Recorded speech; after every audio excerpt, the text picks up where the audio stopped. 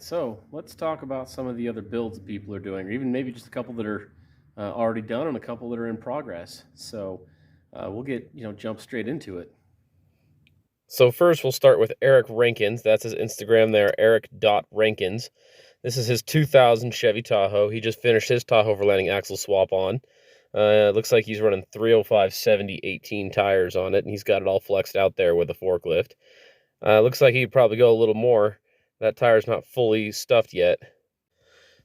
This is what it looked like before he started his swap. You can see he's still got the same wheels, but, a lot's changed since he did the swap. What's probably changed the most is that in this picture here, it is two-wheel drive. So he actually did a four-wheel drive conversion on this as part of his Tahoverlanding axle swap as well. He started in the same place everyone seems to, which is in his driveway, up on jack stands, and unbolted all of the factory suspension. Next, he's on to cutting off the factory independent suspension brackets. Looks like here he's got the upper control arm brackets cut off and the upper shock mount cut off first.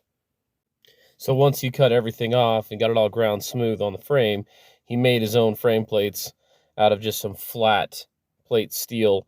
This is much less expensive than buying the pre-made ones from, say, WFO Concepts, and much faster than waiting for them to make them and ship them out. Here we see that he's attached the Tahoverlanding coil mounts that he purchased from me to the frame plates. These are specially designed to fit this axle under the GM frame. So here's where he spent a lot of additional time. He actually completely fabricated from scratch a new cross member, but this is also probably a necessity because he was going to four-wheel drive from two-wheel drive, so he may have needed to do this for that reason as well, but it is a very clean look. He put a lot of time and effort into it, and it definitely shows. Here's another angle of that cross member as he was in process of building it. With the coil mounts attached to the frame and the cross member built, he was then able to start building his radius arm, starting first with the lower control arms portion of the radius arm. You can see there the DOM tubing he's got in the lower control arm pocket of the axle. You can also see that he's got the GMT 800 unit bearing attached to the knuckle in this picture as well. Here's another part of his build where he spent a lot of extra time. Instead of using the factory Dodge upper control arm pocket on the axle, he chose to cut that off and box it in and build his own upper control arm mount. And you can see built into that mount on sort of that top side is where the limiting strap tab also is. This picture shows that he's got the upper locating arm portion built now, making this into a radius arm with those two pieces put together. It does also have the Chevy GMT 800 brake rotor on the GMT 800 unit bearing. Being able to use that unit bearing is what makes it possible to retain anti-lock brake function, as well as being able to use the modern style small center hub wheels on your build. There isn't currently an aftermarket track bar bracket that puts the bolt straight below the frame like you need it on this build while mounting to the inside of the frame. So instead of buying the one that I sell, he does have the ability and made his own from scratch. He did use one of the pre-bent Tahoverlanding track bar builders kits to build his track bar, though. You can see it here in this picture. And this is how they come, just ready for you to cut down to length and put your own joints or ends on. What's in this picture you won't actually see, but he's using the special Tahoverlanding brake caliper spacer kit to space the Dodge brake caliper out to be centered on the Chevy rotor. And here's what that kit looks like. Also, you see in this picture that he's got the Bilstein 5100 shocks and the coil springs installed, the radius arms installed. Looks like that's a pretty close to finished mock-up right there. So back to this other picture here, I want to point out that that is the factory Dodge drag link and tie rod.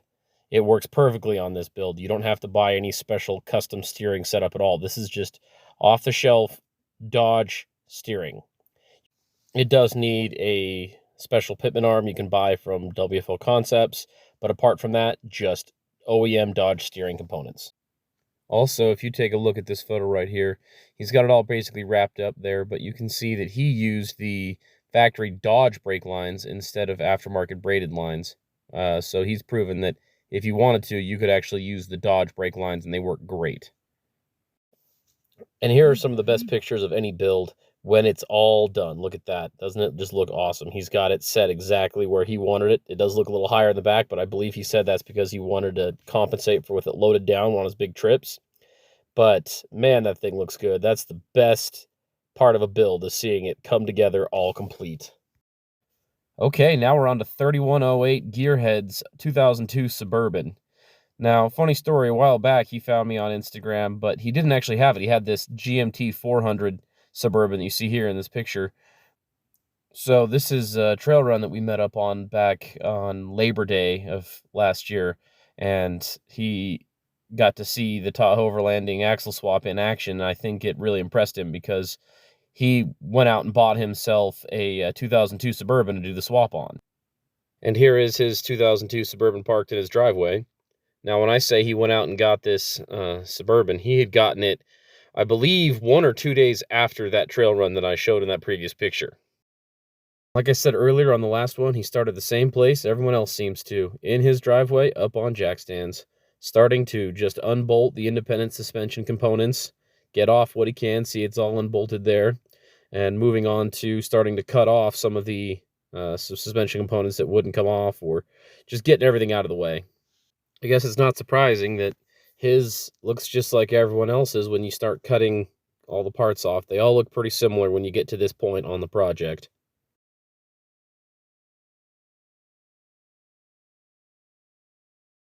Now here he is figuring out what his frame plates are going to look like and mocking up the Tahoverlanding axle swap coil mounts that he got from me, and turning that into, a frame plate that he cut out and will be welding to the frame. It's worth noting that he had absolutely zero fabrication and welding experience before undertaking this swap. That's the best part, is that you don't have to be a professional fabricator and welder to do this. He did awesome, and I bet you that you could do it. You will see that he's got his Tahoverlanding coil mounts welded onto his frame there, but you notice that across the bottom there, you've got about an extra inch of space. He actually raised those coil buckets on the frame an extra inch or so because he was lowering his ride height. He didn't want it quite as tall. So you're able to do that by, how high or how low you weld those on. You have a little bit of adjustment in how high the front of the truck will sit. I never actually laid a finger on his rig, but he does live just a couple of towns over from me, so I've stopped by and took a look at it while he was working on it. 32 and just over a quarter. So what, you're 16th off then? Yeah, 16th off. There you go. Come up another 16th. Yeah, Kevin, I'm recording you. Hey. What do you think, Kevin? I'm pretty excited. All right, smile. He's pretty happy there that he's got his coil mounts on the frame. That gets him ready to go to the next step, which is actually mocking the axle up under the frame, which is what you see here. He's got the factory Suburban unit bearing, the factory Suburban brake rotors on the Dana 44, and he's hanging the axle from the shock bolting points, which is a really good way of doing it. Get a good idea of where the axle is going to be when you have the coil mounts already on the frame. The next step is for him to start working on the crossmember. Now, as I mentioned before, he really had no fabrication or welding skills, but he was still able to easily make his crossmember fit the control arms by modifying the factory transmission crossmember. Next, he's on to mocking up his track bar. He's got the Dodge steering bolted in there. Now, in this picture, you can see he's got actually the Dodge drop pitman arm on there. That thing drops so much, and you'll see, just looking in the picture there, the stud for the tie rod end on the drag link points downward right towards the tie rod, and there was a lot of interference. So he did end up going with the same flat pitman arm that I recommend. But he's got the track bar mocked into place there so he can mark and see where it needs to be cut down and ends welded on. There he's got the bushing end welded on the track bar for the axle side and the threaded insert welded on for the frame side heim joint.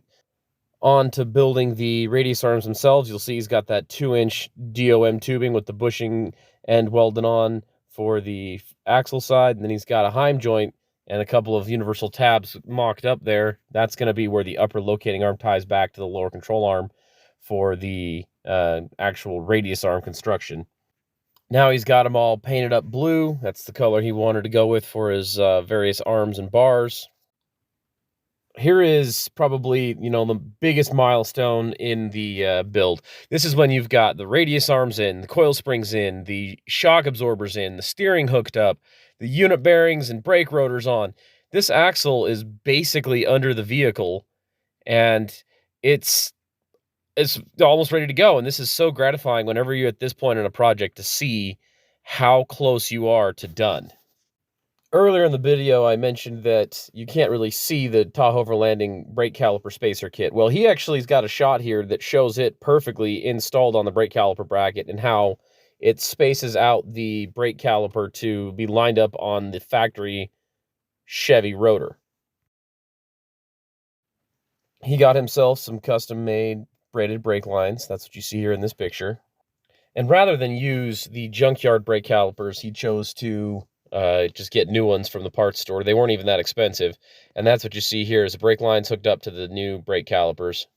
I said it before, I'll say it again. The best pictures of any build are these ones right here when it's just all done.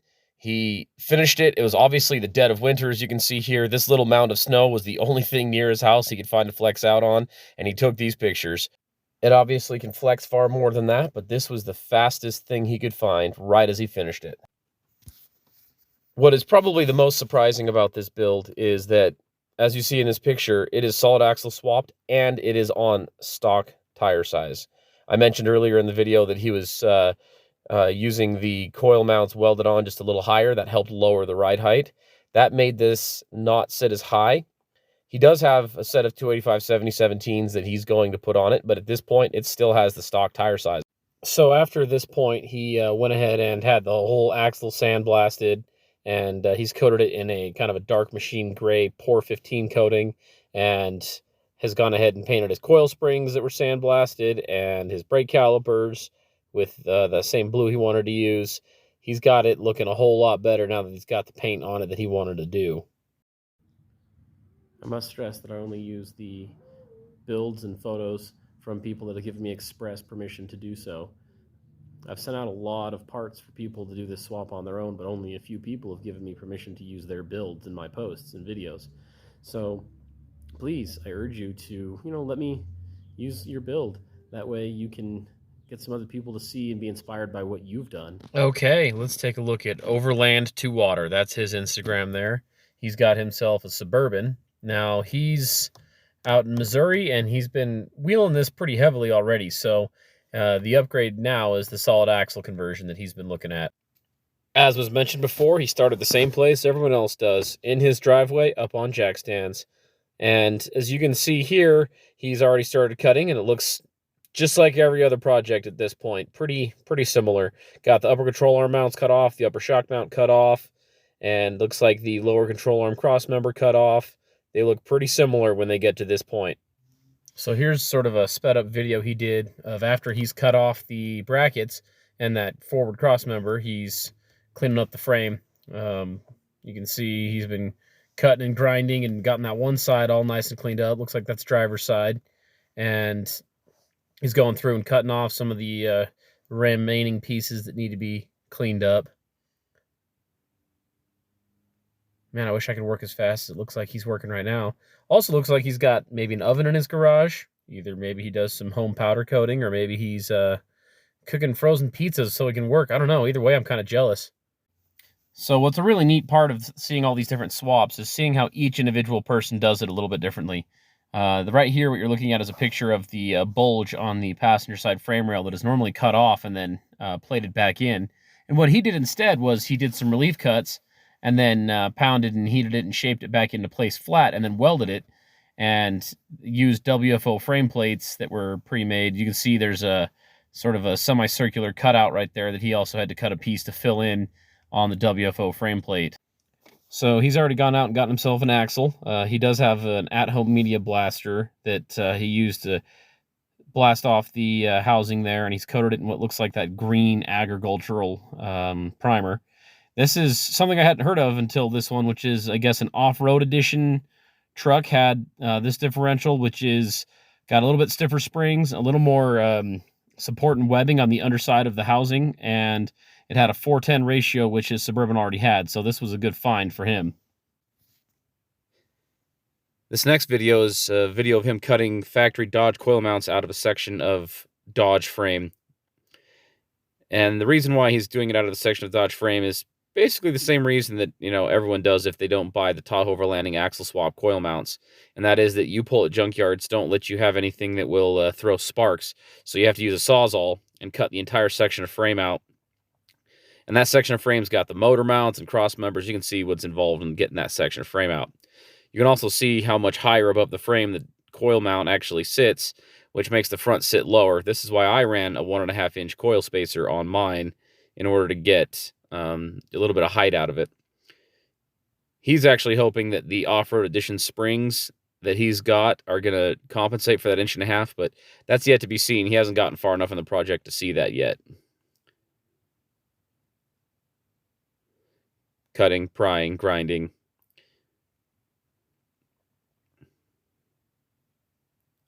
Just cleaning them up with a grinder now.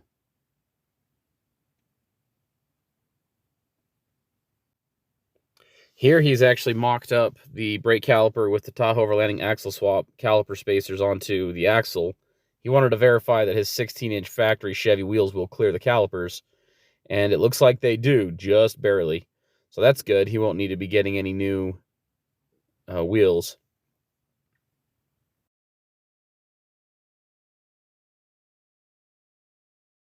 So this is a track bar that he had me build for him using one of my builder's blanks, and it's got a heim joint at the frame end and an adjustable polyurethane bushing at the other end.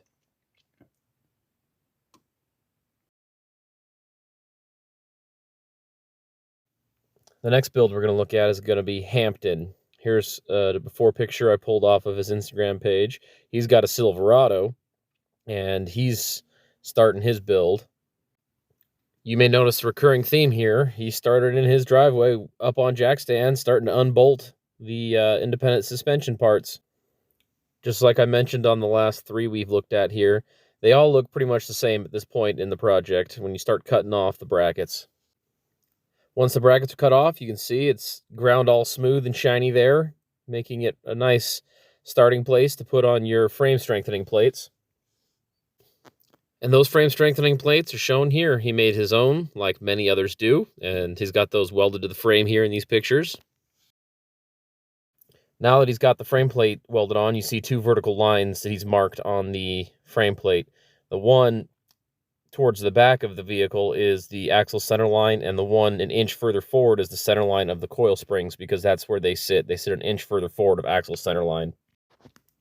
With those lines marked and figured out, he can now start installing the Tahoverlanding axle swap coil mounts to the frame there. I'll admit I like seeing my parts being used on people's builds. With the coil mounts tacked onto the frame, he's able to mock the axle in place. Look at the size of those springs. He's going with a lot of lift on this build. So he decided to go with the sort of over-the-knuckle Y-link steering. Not because it's easier, because it's actually much harder, but he does like the look of it better, so that's why he opted for that. It does require you to drill the knuckles and change the taper to the upper side, as well as you have to trim out the underside of the coil mount on the axle side to clear for the tie rod. Also, if you look towards the bottom of the picture, below that coil bucket is the Tahoverlanding track bar builder's blank tube sort of just resting there, and the bushing sleeve bolted in yet. He hasn't quite, mocked that up and tacked together the track bar by the time this picture was taken. But by the time this picture was taken, he does have the Tahoverlanding track bar builder's blank built into a full track bar, which that track bar is actually a little more visible in this picture from this other angle of how it sits at the moment. I don't think he's actually going for the squat look. I think last time he said he just hasn't gotten the rear springs in yet. So there you have it. There is 4 different builds people are currently doing or have already completed, just so I could show you guys, different paths people have taken to complete their own Tahoverlanding axle swap. It's pretty easy, and you can do it yourself in your driveway. Like I said earlier in the video, if you want your build to be, featured in some of my posts or videos, just send them over to me on my Instagram and I will be happy to use them. Like I said, I only use things that people have expressly allowed me to use. And if you haven't done that yet, I urge you to allow me to use your build to help inspire others to also undertake the Tahoe overlanding axle swap.